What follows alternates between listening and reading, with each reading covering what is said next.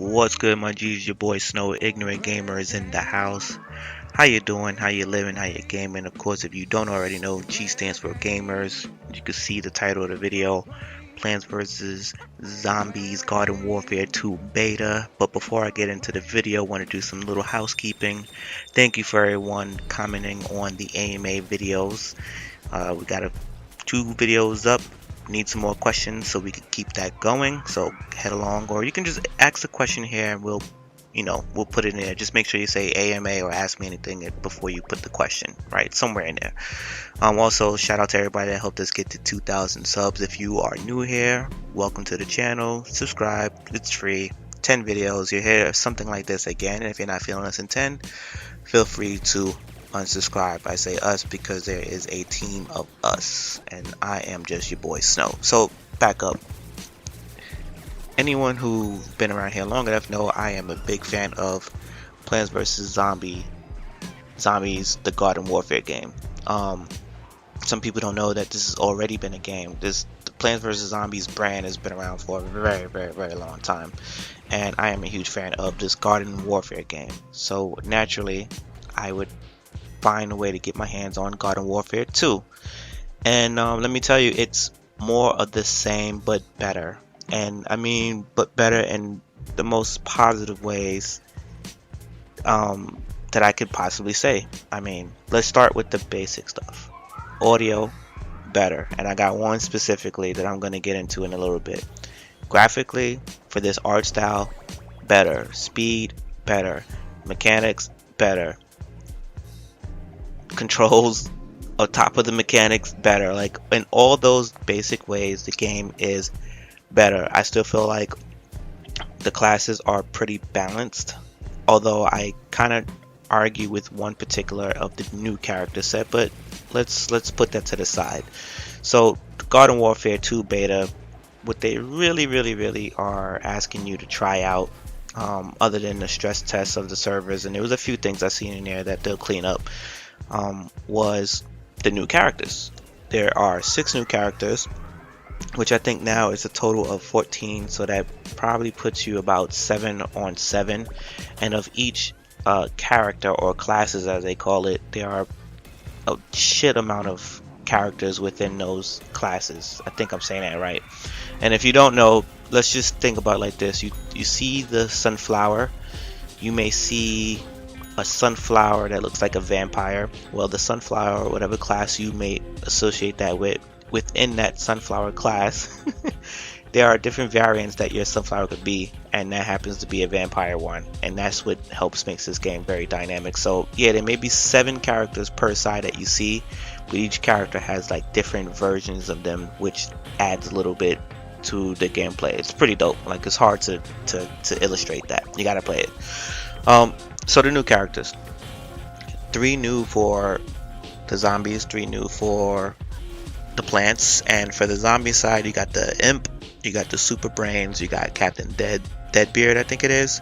And for the plants, you got Citron, Rose, and Colonel Corn. So starting with the zombies, actually I'm gonna go back and forth per one, because these characters add balance into each other, plus balance with the original 8 characters. So that's pretty amazing, and that's not easy to do with games like this. Shooter games is not easy to do. So with the imp, that's the little dude, little fast motherfucker. Like, he can close the distance on you pretty fast. His damage, that's relative to how you play your style. I feel a little weird about it right now, but I think I'd be okay with it. He's fast. He has this nice little gun that deals nice little damage, but he is basically the shout out to Titanfall. And I almost feel like they wanted to put him in the last game, but Titanfall was locked to one console. Now it won't be in the future, hint hint. He has a Z-MECH, which is basically a Titan, and it's so dope because, remember I was talking about the sound earlier? There is a gun that he has, and it has to be the direct sound from Titanfall, and that shit's amazing. I love it. Deals out some damage. He's pretty balanced. Now, his counterpart on the other side is CITRON, which is basically a fucking death-dealing orange from the future with badass sunglasses. He comes with a shield that works really well against the imp. He also has this EMP, which they call it EM Peach, which does a lot of damage to the Titan. I call him Titan, to the Titan, and as well as the other enemies. So you know, it's good to see that they have two direct characters directly fighting against each other. You know, and I just think that's pretty cool. The next one is Super BRAINZ, who is basically another Z-Tech type of zombie tech type character, which is, you know, he's like a superhero, and he does this crazy melee. So this is their first melee. This is probably to go directly at Chomp, who is an original melee character for the zombies. If you don't know, there is no melee button, there's only melee characters, and now the zombie guys finally got one. He has his jump kick ability. He could jump pretty high. Again, he's a superhero, and he does have a range weapon set, which I haven't quite figured out how to do it yet, but I've seen it in action, and it works. For the plant side, they have this sorceress looking Rose. I'm not even sure if that's correct, but you know, she has these magical powers. She turns fucking zombies into goats, and she has this one ability where she slows down the enemies for like a little bit of time, and she has this other thing where she glows red and kind of deals like a lot of damage. I haven't quite figured that out yet in the beta, but once I understand and learn how to use the character, because I for some reason I just didn't have the time this weekend to really get into it, but you know, the time that I did play it was pretty cool. And then the next character is called Captain Deadbeat, and he's basically a pirate, and obviously he's a pirate from the past. He, from what I've gathered, definitely long range, definitely a long range character, which could probably rival, what was it, the cactus in the first one. So that there definitely holds it down. But then he also had a short shot that was kind of faster. So the long range, think of it like a semi-auto, and then think of the short range as like a Uzi, but the damage isn't that high. And then the other thing that he has, which I think now I think the zombies have two of these characters. He has a parrot power, which basically can go in the air like the Onion, and you know, deal lasers and shit from the above. So you know, be on the lookout for that.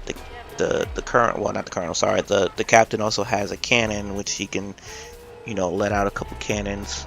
And then my favorite one from him is you can go in a barrel and just run up on a couple of enemies and let that shit blow up. So a barrel of dynamite, he jumps out the barrel, and then you know, the dynamite blows up and it basically kills everybody in sight. So that's pretty cool. Moving along to you know, Colonel Corn. That is the last character, who tends to be the direct, I think he's the direct balance of Captain Deadbeat. And this dude is I guess you can just say straight up assault. I've had the biggest frustration with this character because I feel like his weapons should do more damage. However, this character is fun. He's fast, high fire rate. You know, he does damage quickly if you can keep your cursor on the character. He has a couple of moves that, you know, like he'll fly in the air and does some shit, and it was just like on some like real military super soldier type shit. So that's pretty cool. And he also has this airstrike, which I think he throws out a potato, and wherever the potato lands is where, you know, the airstrike is gonna hit, or is it airstrike or mortar strike, whatever way you want to call it. And you know, that's it for the new characters. The two new modes that I'm playing, one is like a capture the flag mode and whatever. It doesn't really matter about the modes, because the whole entire game is fun from the last one. So don't expect it not to be. I was a little concerned about the price, because the price now for this one is going to be 60, but when I look at 40 was the price for the original, and I look at what I got, you know, I got way more than what 40 gave from before. 40 got us a slew of multiplayer DLC, free DLC. Like, you didn't have to spend a coin on this game after you bought the game, and the support for the game was amazing. So I assume that the support would be the same thing here, even if they bring back some stuff from the old ones. You know, this game here is gonna have 24 player modes. That is gonna have 6 modes that you could play 24 players in. Then there's 2 versions of the co-op modes. You know, I already told you 14 characters. Solo and split screen is back. I think there's going to be 12 maps or something like that. And then they added this thing called the Backyard Battleground, which me and my homie Corey, aka Mojo Siesta, was fucking around with.